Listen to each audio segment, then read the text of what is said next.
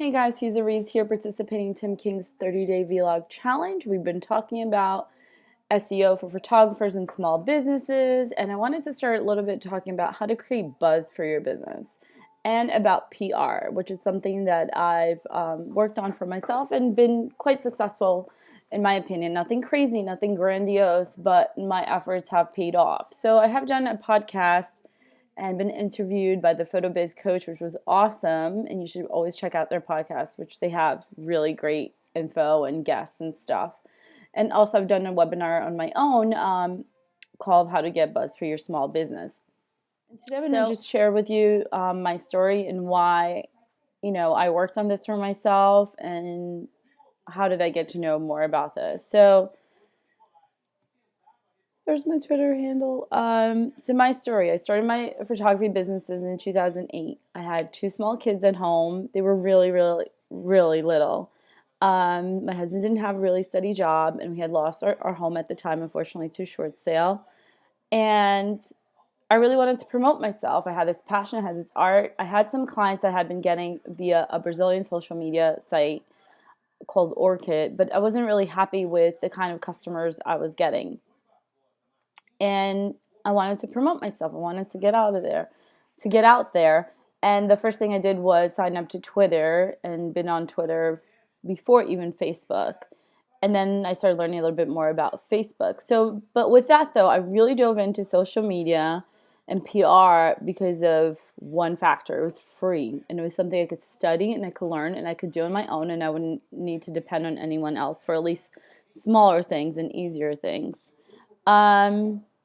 And I also got a chance to, the PR side of things came when 2.5 years ago, my mom had an issue with her business, which is Brazilian waxing, and we hired a publicist, and I actually worked really well, worked alongside the publicist, and I really learned a few things about PR, and I became very interested about it too. And via social media, we were able to obtain really great results, even being featured on, not us, but the topic itself on Saturday Night Live. And then I got a letter on behalf of the governor kind of resolving the issue, which I don't need to get into at the time.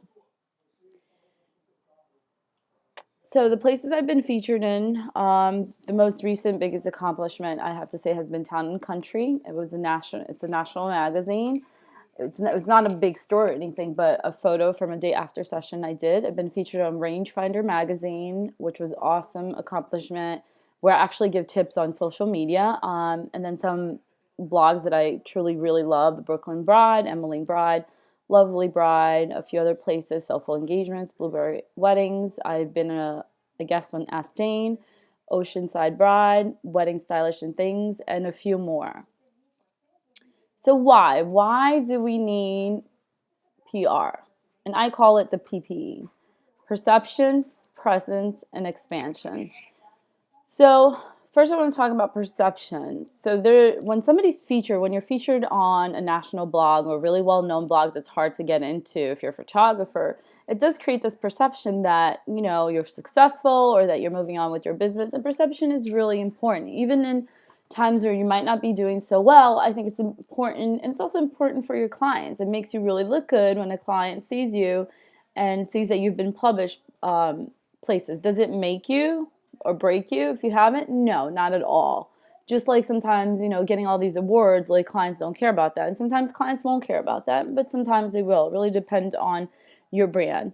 And then presence. You create a presence in your local market. You create a presence online. You create a presence in your industry, whatever industry you're working on.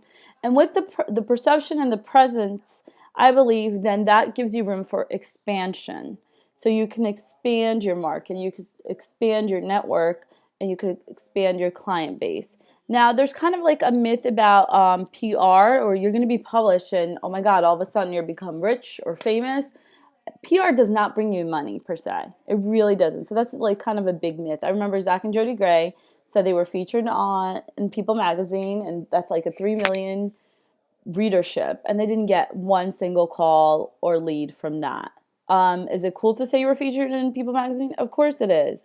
Does that help? It helps with PR, but it not necessarily means that it's going to bring money in your pocket, but it can. Yesterday I just photographed my first wedding that the referral came from Twitter. I met someone online via Twitter who also blogs about weddings and things. Met her at like a bridal show, and we still continued our online friendship. And a friend of hers was getting married. She was a bridesmaid, and she referred me. So you really never know. I say this all the time. You never know where your business is coming from. So don't be biased. So what I like to say is, what is your story? We all have a story, right? And this has to do with brand. And when you are working on PR and marketing efforts, really look at your own story, your uniqueness, right? No one's like you. No one has been where you have. No one has stepped in your exact shoes. So I'd like to take a quote here from Lawrence Chan's book, which says, I bring up the importance of storytelling because one of the coolest things about social media, I think, is that this set of online tools are making it possible for small businesses to broadcast their stories and engage their marketplace in ways they've never been possible before. It no longer matters if your marketing budget is nil and your PR contact list doesn't exist. What matters most to successful social media marketing program is your time and a genuine willingness to connect with your audience. So here, Lawrence Chan's book is the social media one, the latest one that he has done. I strongly recommend that book because it's not only about social media, it's about vision for your business, how to set a mission statement, and has really cool things. Also, traditional advertising versus, I'm sorry, that got cut out. I don't know what that was. Oh, he talks about like how traditional advertising was just we broadcast our message. Now with social media is we get input and engagement from our audience. It's very different game plan. It's a very different world right now in terms of advertising, and all the advertising is really going towards social media and how to engage with your audience. So be you, stand out is like some of the tips that I have in your PR efforts and in creating buzz for your business is, what is your story? What do you believe in? What is the problem that you want to solve? Many times I see people's about page, especially for photographer. It's kind of the same. I love creating, I picked up my camera when I was a kid or whatever. I've always liked photography. Oh, I love to create memories, treasured moments. Everyone says that. I love Bobby and Mike's bio page, which was something like I like peanut butter. I don't know. It was something very real and human that people could relate to.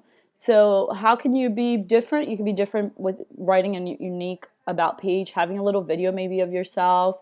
But be you, be genuine, be authentic. And what do you provide? What is it that you really do? Like, is it just photos? Here's some photos. What is it that we really do as photographers? You got to think about that. You got to think about that for your brand. And then in Lauren's book, like I said, it talks about your vision, your mission, and your desired market position. So then how, and the next videos we're going to talk about how, but here are the three things of how. Social media, SEO, which we've been talking about, networking and collaborating, and then PR and marketing. And I just want to continue and share a little bit just about social media. Twitter is a great way to connect with industry folks, and it's more industry, it really is more industry than clients per se. Like your brides are really not on Twitter, I feel, for the most part, unless they're in some kind of industry where Twitter's a big part and they're there for their job or work or that kind of industry, or talking about American Idol or something, right? But it's a great way to connect with folks. And what I've done in Twitter is, since I have various topics like PR, SEO, photographer, wedding blogger, I have lists of the people I follow in those different categories. Facebook, we all know about having Facebook page. If you have any kind of business, you have to have a Facebook page nowadays.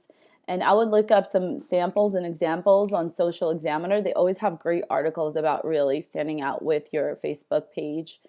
Instagram, I love Instagram for not only posting photos, but actually I get to talk to people via Instagram by commenting, by thanking them for their comment. And also I suggest when you put a photo in Instagram, always put like a little caption. Pinterest is the hottest, latest thing, especially among women and with wedding. I love Tumblr because Tumblr, you could actually blog with your phone, and I'm going to do a video post just on that.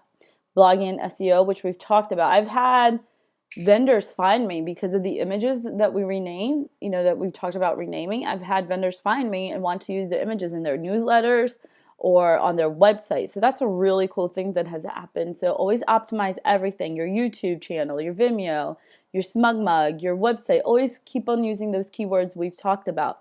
And getting featured in blogs is huge because of the link backs, which are the hardest things to get. So sometimes it's not just like about who's reading it. That link with that site that has 2 million visitors, whatever million visitors per month, they have a link back to you. That's showing Google like, here, this really important website is saying this little guy is really legit. Remember, we talked about this. And then 2 bright lights is a great way for you to submit to blogs. So the next part, we're going to talk about network and owning your own zip code. So stay tuned for that.